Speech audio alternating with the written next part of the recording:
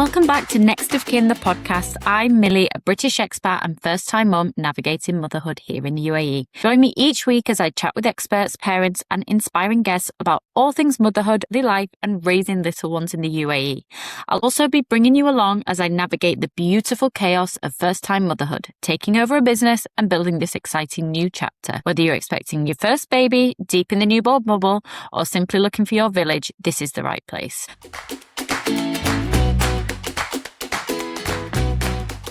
Oh my goodness, I cannot believe that I am actually here now doing this. This is my first time doing a podcast, and I did do the handover episode with Emma, which you may have listened to. But yeah, that was my first time, and this is my first time alone. So I would just like to say hello. If you're new, I'm the new owner of Next of Kin, and I will be now hosting the Next of Kin podcast. And the first thing I want to say is just a big thank you to Emma, who I have taken over from. She built such an amazing community through Next of Kin, and I've already got so many new friends through taking over. So I feel so honoured that she actually trusted me to do this. So I'm just excited to keep everything that makes Next of Kin already really special, and then also bring my own experiences and stories, and hopefully create an even bigger community for mums here in the UAE. So I thought there's no better way to kick things off than to properly introduce myself. I mean, I did a little bit on the episode with Emma, but I was a bit nervous. So maybe you can tell from my accent that I am a Yorkshire girl, and I've been spending a lot of time in England recently, so I've got my full accent back. I think some of us sometimes lose our accent a little bit through living in the UAE. I mean, yeah, I definitely think my accent did change. I don't know if you guys relate, living in Dubai, because it's such a multicultural place that nobody seems to understand my accent. So I'm going to try and be clear, and then you also might see my accent change sometimes. But yeah, I've been in the UK for a while now, so I feel like I've got my true roots at the moment. So a bit about me. My background is in early years. That's how I actually met Emma. I was the assistant manager in the nursery where Bonnie was, and that's how we met. And I've been working in Dubai in early years, before as a teacher, and then I moved into management a year ago, just before I got pregnant, which was actually great because I didn't have to be in the classroom when I was pregnant, but that's another story. I moved over to Dubai in 2021 during COVID times. If we all remember COVID times, it feels like ages ago now, doesn't it? And then that's where I met my husband. And if you listened to the last episode, you would know that he was my dentist. That's how we met, and we fell in love, and we got engaged. We got engaged in Italy. We went for a full Euro trip, and then at the end, he got down on one knee at the Trevi Fountain in Rome, which was very romantic. Then we were engaged for a year, and then we had our dream Egyptian wedding. So my husband's Egyptian. We had our dream Egyptian wedding in Cairo, where my husband's from, and things have been going very good. We now have our little baby Gracie, who I will be probably chatting about a lot because she's just my whole world now.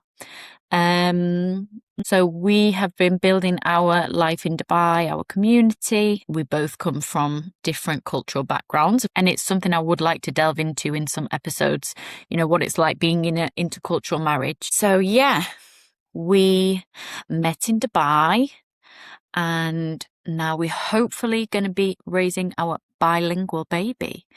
I don't know if any of you even send me messages on Instagram if you've got any tips for raising bilingual baby, because obviously my husband speaks fluent English and his first language is Arabic, and I really want baby to learn both languages. I actually follow a family on TikTok who do one parent, one language, OPOL, where dad speaks in one language to the child and mum speaks in another language to the child. And then as they grow, they can speak both languages and change between them. It's really amazing to see. And I think through working in early years, I could see the families who did make an effort to keep those languages.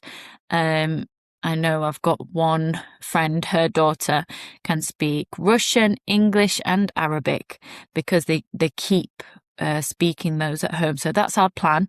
Dad will speak in Arabic, I'll speak in English, and hopefully we'll have a bilingual baby. We'll keep you updated on that. But I thought I would talk a little bit about my pregnancy. Me and my husband had decided we wanted to try for a baby after about a year of being married. It's always been my dream to be a mum. You know, when people ask, what do you want to be when you grow up? Even when I was little, it was always a mummy. I want to be a mummy.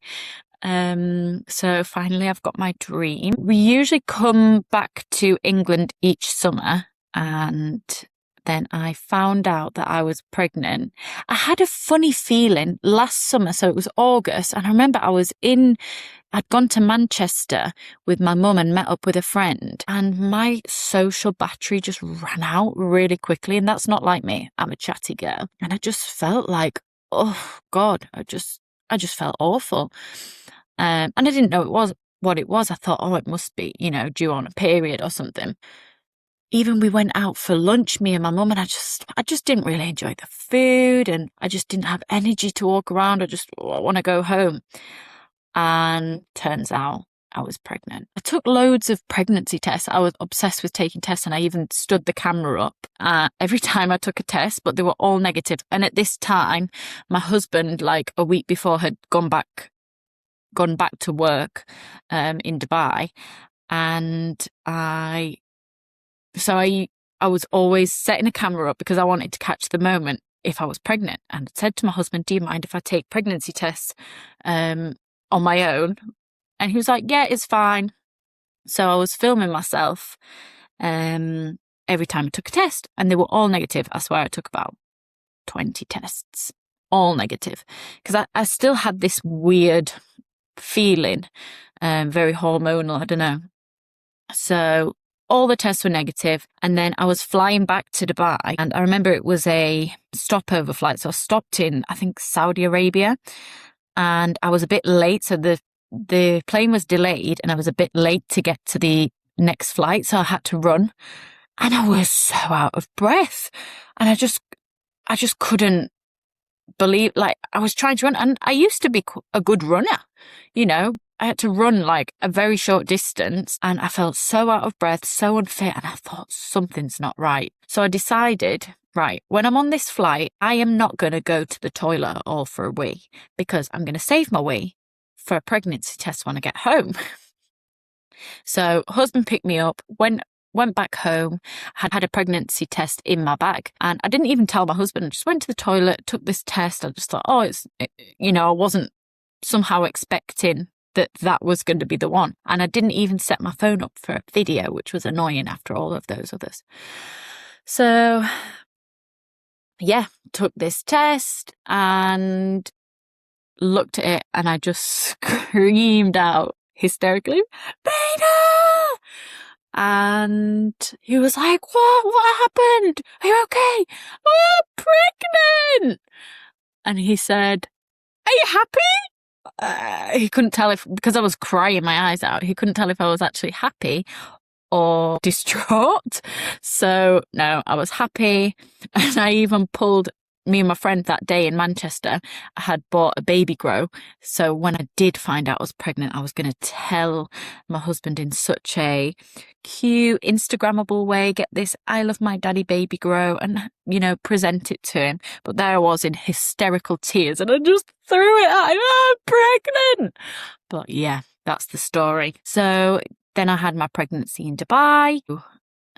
Originally, I was consulting in one hospital, and then halfway through my pregnancy, I discovered British Care. An amazing midwife, Lauren, took me under her wing and helped me navigate the pregnancy. I did have a lot of struggles. Thankfully, no complications in the pregnancy, but kind of mental struggles, which I have to say, Lauren from British Care, just the most patient human being ever, because the way she looked after me in that pregnancy I couldn't believe that I'd found such an amazing supportive person, because she would answer the phone anytime, any little worry I had. She'd stay on the phone with me, talk through things, my concerns, my worries, my issues that I was having. I mean, one issue, actually, I'm going to go into this. I want to know if any of you listeners have also noticed this in Dubai. So we're going on a side tangent here, but that's fine. What is it with doctors in the UAE obsessed with weight in pregnancy? I know you have to, you have to get your vitals done for every doctor's appointment. I understand that. And part of the vitals is your weight, which it's fine. I have struggled in life, which maybe we can go into at some point, with kind of body issues, disordered eating issues. But something very triggering for me was being weighed, and I don't weigh myself and haven't for a long time, because I really struggle with that. I just find it triggering. And what is it with doctors being obsessed when you're pregnant with the weight? I just couldn't believe, I was being questioned. Why have you put this weight on this week? You've put on an extra kg. You need to see a dietitian. And I was just like, oh my God, it was so triggering. And that's where Lauren came into it, because one night I was on the phone with her in tears, explaining all my issues and how triggering that was. And bless her, she then sat in with me in some of my appointments and supported me to stand up for myself in situations. I would definitely recommend, if you have any issues during your pregnancy with mental health, give Lauren a follow on Instagram or a message. She's called Midwife of the Mind. So I definitely recommend getting in touch with her. So back to the pregnancy. It was a really positive pregnancy, thank God. First trimester did have a lot of nausea and sickness, but I don't know about you guys, but I seem to have forgotten that now. At the time, it was horrendous. I was in the deep trenches of nausea and sickness, but somehow I've forgotten that part of the pregnancy. So I had a bit of a tough first trimester, a glorious second trimester, and then in my third trimester, as we all know, the region was hit with the conflict, which I won't go into it too much, but just my own experience. Obviously, it was really scary at the time. We didn't all really know what was going on, and I was quite heavily pregnant. I was trying to make a decision. Are we going to stay? Are we going to go?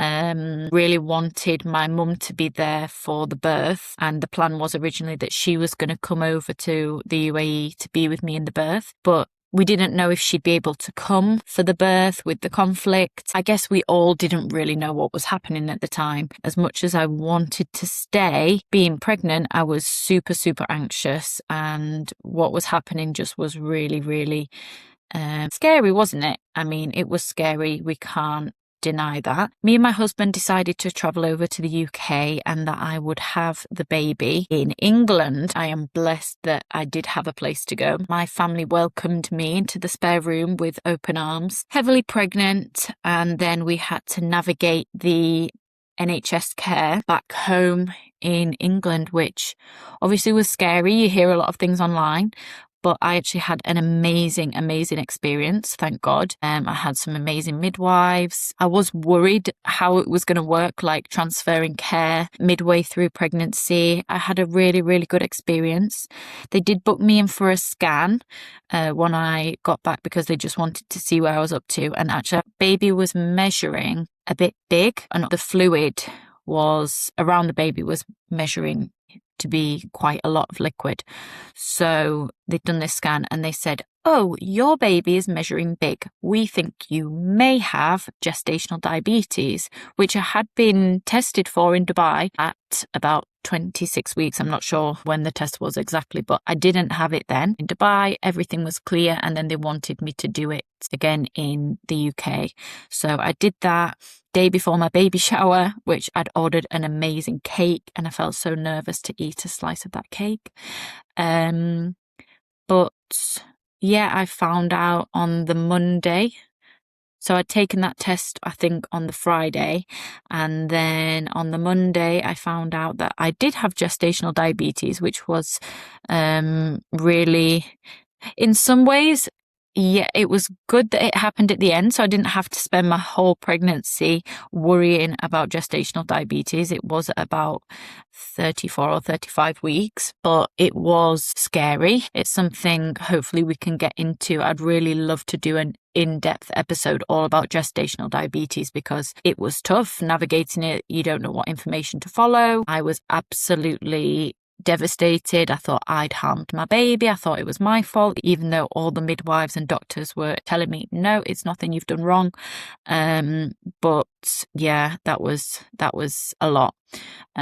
So along with that diagnosis, I was booked in to be induced, which was not part of the plan. I'd been doing hypnobirthing courses and I was convinced that I was going to have this beautiful, calm water birth. Yeah, I was induced at 39 weeks. I'm going to do a full episode on my birth story, so I won't go into it too much here, but I got induced and then a lot of things happened and baby arrived the next day.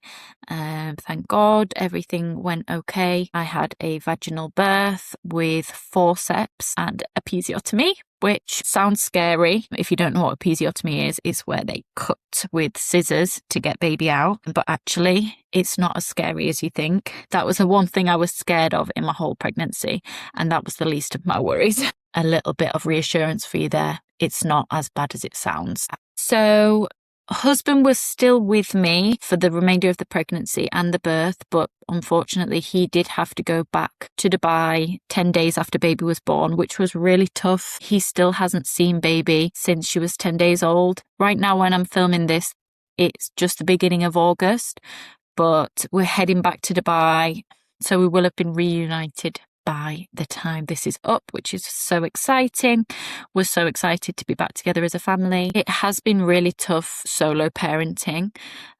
Although I've had my mum and dad's support, I definitely struggled in the early days. I'll be completely honest, because I want this to be a space where you feel real conversations are happening. I did struggle mentally. I think not only do we have a huge change in hormones, but also that sleep deprivation is what absolutely sent me over the edge. I mean, people tell you you're going to be tired. I didn't realize how seriously sleep deprived I would be, to the point of I felt really ill. After my birth, I hadn't slept for a good maybe 50 hours. And if I did sleep, I could only sleep for about 20 minutes. My body was waking me up thinking the baby needed me, or even if she didn't, she was absolutely fine. She was fed, she was maybe asleep, but my body was waking me up. It was really like torture. So in the end, I did have to access some help. I had my family around, which was great, because at some point my doctor gave me a medication that was safe for breastfeeding to just kind of knock me out, because I was no good to anyone. I was hallucinating. I thought I had the baby with me when I didn't have the baby with me. Baby was maybe downstairs with my husband. Baby was with someone else whilst they were letting me sleep, and I was searching for the baby in the bed. It was really, it was crazy. I've never felt anything like it. And I also was having a lot of intrusive thoughts, which was really hard to deal with. I was getting thoughts of, I wanted to harm my baby, which I definitely didn't. I was having like an inner monologue, which was really strange thing to happen. It was like my own voice in my head over-analysing everything that was happening. It was crazy. But thank God, after I got a few nights of restorative sleep, it did settle, and I did access some help from a mental health specialist to help deal with these thoughts, because it was alarming. I definitely recommend for you to reach out if you are having any struggles like this. Reach out to someone. Even for me, I found speaking about these things out loud, this is why I feel so comfortable to speak about these things. Speaking out loud, the thoughts you're having actually helped me to realize that's not true. For example, I had a horrible thought that I'm going to throw the baby down the stairs, which of course I wasn't going to do. But when I said that out loud to my mom and to my husband and said, I'm clearly not going to do that and I don't want to do that. That helped me to rationalize, like, this is an intrusive thought.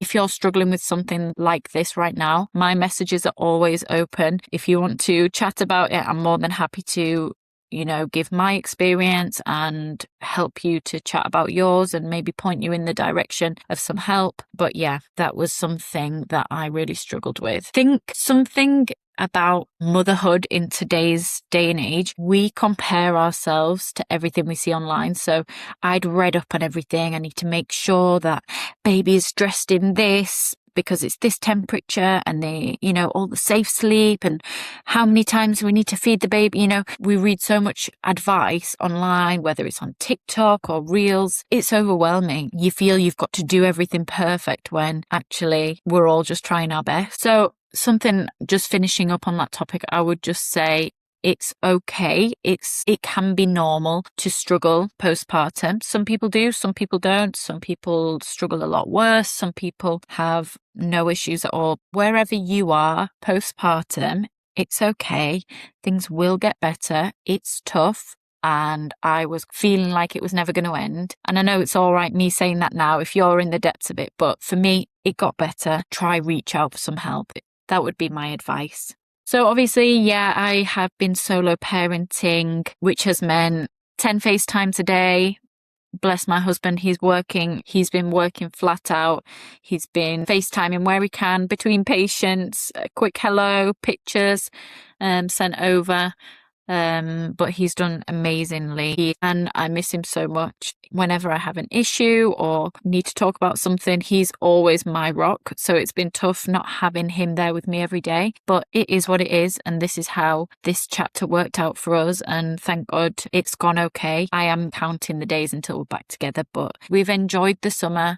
We've avoided the peak of the heat in Dubai. Naturally, next step was to decide to buy a business whilst I was filled with hormones and figuring out how to keep a tiny human alive. But here we are. So we went into it a little bit in the handover episode, like how me and Emma knew each other, as I said at the start.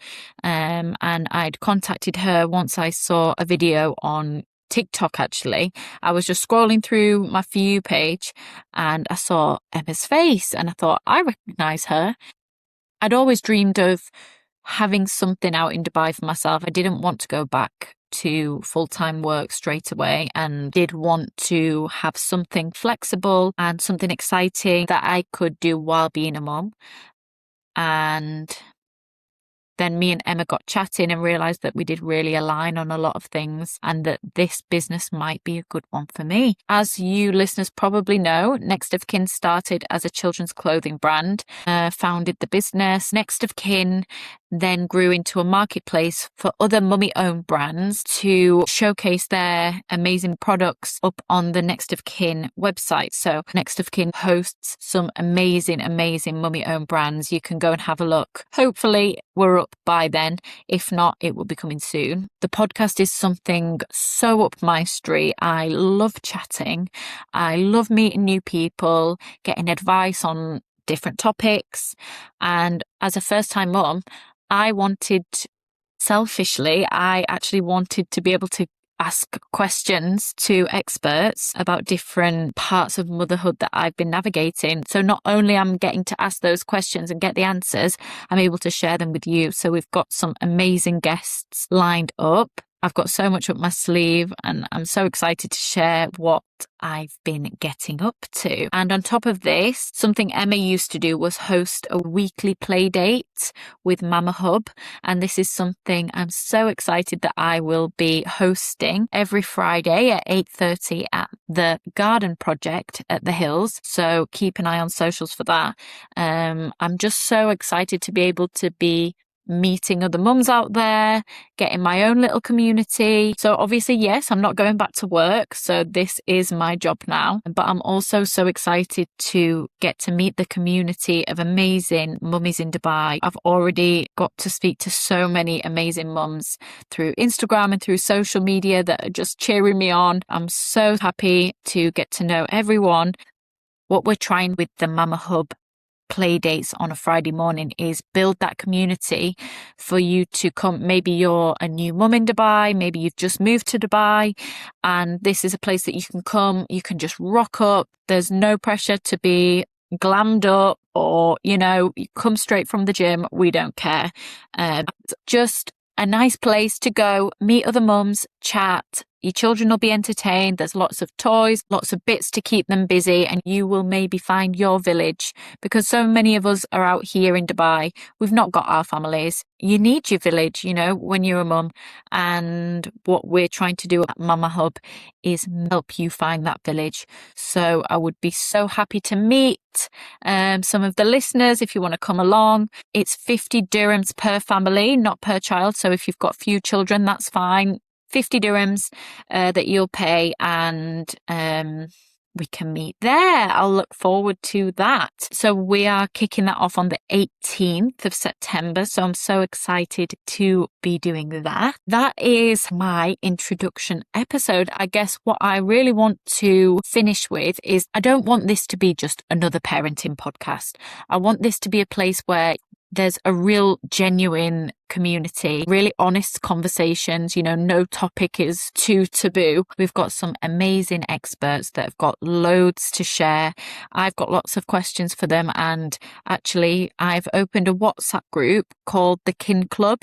So in there, I post, I'm having a podcast recording with an expert on this topic. If you've got any questions or anything you would like to put to that expert, you can join in the conversation. So I'll put the link to that in the show notes if you'd like to join the WhatsApp group. This is my first time being a mum in a different country without my family. I think as mums, we go through so much each day, each week, and just having a place to chat about them is going to be really, really beneficial for me. I would love to hear from you. You can message me on Instagram over at nextofkin.ae or on my personal Instagram, which is Millie_French_. I would love for you to come say hello and let me know what you thought of the episode. Thank you so much for joining me on this episode, and I hope you will all tune in for next week's episode. See you next time. Bye.